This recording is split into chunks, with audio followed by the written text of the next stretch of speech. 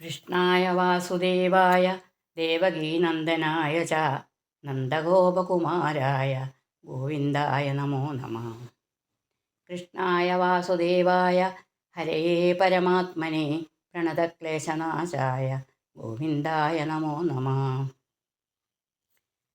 ശ്രീ ഗുരുവായൂരപ്പ ശരണം. ശ്രീമന്നാരായണീയം ദശകം 11 സനകാദിശാപം. ക്രമേണ സർഗേ പരിവർത്തമാനേ കഥാപി ദിവ്യാഃ സനകാദയസ്തേ ഭവദ്വിലോകായ വികുണ്ഠലോകം പ്രഭേദിരേ മാരുതമന്ദിരേശ.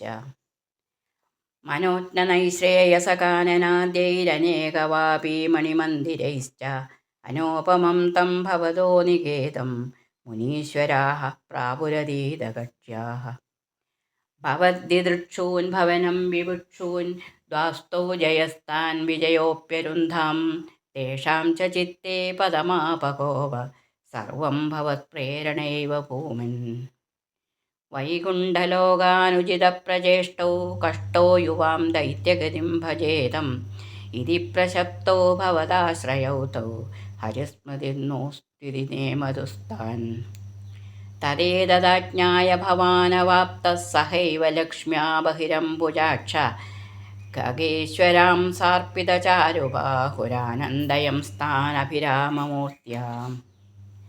പ്രസാദ്യ ഗീർഭിസ്തു വദോ മുനീന്ദ്രാനന്യനാഥാവധ പാർഷദൗ തൗ സംരംഭയോഗേന ഭവൈസ്ത്രിഭിർമാമുപേതമിത്യാർത്തകൃപം ന്യഗാദീഃ.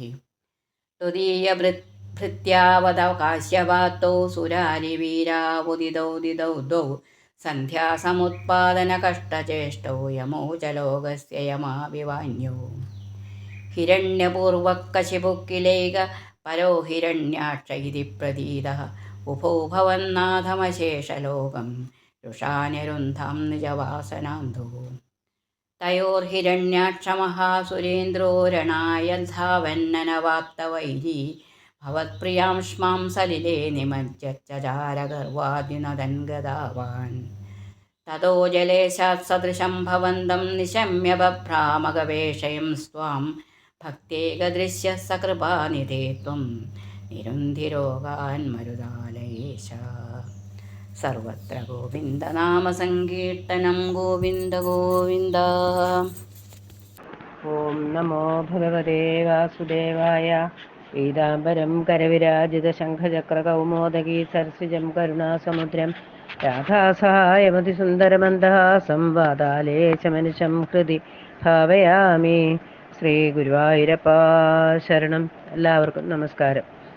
ശ്രീമന്നാരായണീയം ദശകം 11 സനകാദിശാപം എന്ന ഭാഗമാണ് പറയുന്നത്. കഴിഞ്ഞ അധ്യായത്തിൽ സൃഷ്ടിഭേദങ്ങളെപ്പറ്റി വർണ്ണിച്ചു. ഈ അധ്യായത്തിൽ സനകാദിശാപം. ക്രമേണ സർഗേ പരിവർത്തമാനേ കഥാപി ദിവ്യാഃ സനകാദയസ്തേ ഭവദ്വിലോകായ വികുണ്ഠലോകം പ്രവേദിരേ മാരുതമന്ദിരേശ.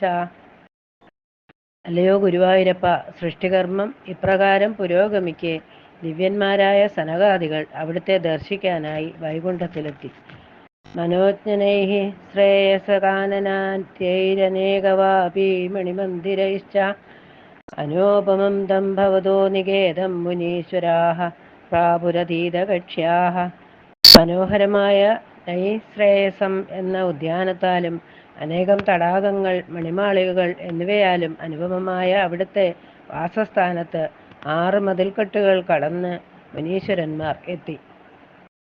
ഭവദ്ദിദൃക്ഷൂൻ ഭവനം വിവക്ഷൂൻ ദ്വാസ്ഥൗ ജയസ്ഥാൻ വിജയോപ്യരുന്ധാം തേഷാം ച ചിത്തേ പദമാപകോപ സർവം ഭവത്പ്രേരണയൈവ ഭൂമൻ. അവിടുത്തെ ദർശിക്കാനായി ആഗ്രഹിച്ച് ഭവനത്തിൽ പ്രവേശിക്കാനൊരുങ്ങിയ മുനീശ്വരന്മാരെ ദ്വാരപാലകന്മാരായ ജയവിജയന്മാർ തടഞ്ഞു. അവർ കോപാകുലരായി. സർവവ്യാപിയായ ഭഗവാനെ സർവ്വതും അവിടുത്തെ പ്രേരണയാൽ തന്നെ സംഭവിച്ചതാണ്. വൈകുണ്ഠലോകാൻ ഉചിതപ്രചേഷ്ടൗ കഷ്ടൗ യുവാം ദൈത്യഗതിം ഭജേതം ഇതി പ്രശപ്തൗ ഭവദാശ്രയൗ തൗ ഹരിസ്മൃതിർനോസ്തിരി നേമതുസ്താൻ.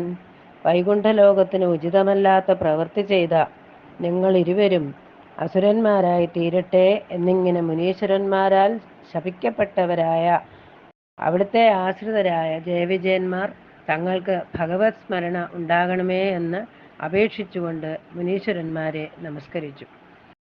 തദേതദാജ്ഞായ ഭവാനവാപ്ത സഹൈവ ലക്ഷ്മ്യാ ബഹിരംബുജാക്ഷ ഖഗേശ്വരാം സാർപ്പിതചാരുബാഹുരാനന്ദയം സ്ഥാനഭിരാമമൂർത്തിയ.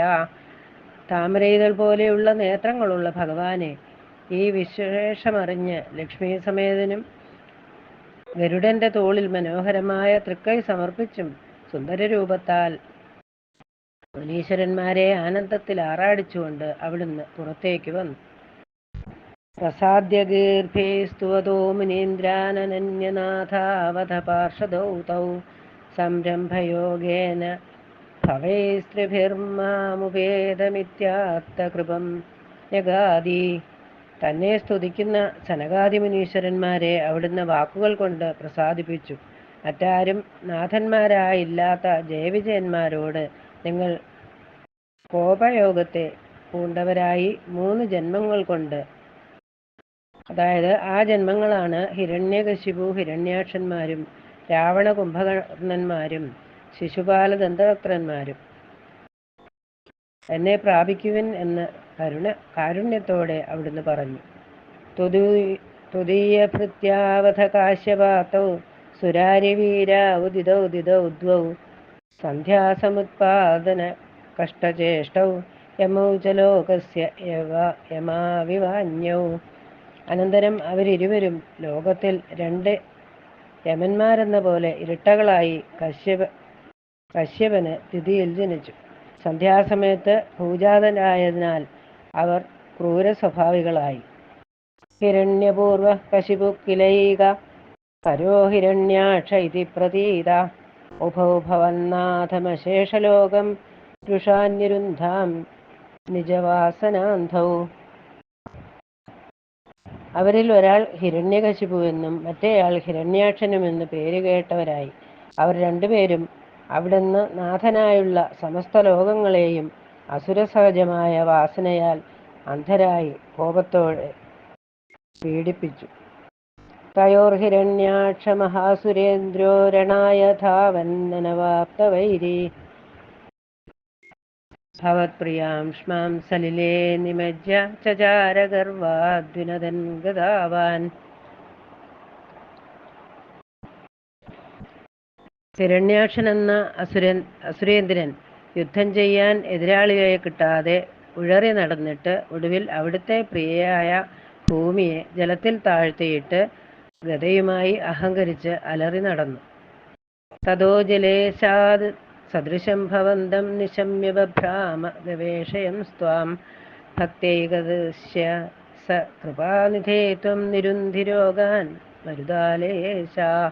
അനന്തരം ജലദേവനായ വരുണനിൽ നിന്നും എതിരിടാൻ അവിടുന്ന് തുല്യനെന്നറിഞ്ഞ് അവിടുത്തെ തിരക്കി ചുറ്റിക്കറങ്ങി. അല്ലയോ ഗുരുവായൂരപ്പ, ഭക്തന്മാർക്ക് മാത്രം ദർശിക്കാൻ കഴിയുന്ന അവിടുന്ന് അടിയന്റെ രോഗങ്ങളെ ഇല്ലാതാക്കണേ. ഇത്രയുമാണ് ഈ അധ്യായത്തിൽ പറയുന്നത്. സർവത്ര ഗോവിന്ദനാമ സങ്കീർത്തനം. ഗോവിന്ദ ഗോവിന്ദ.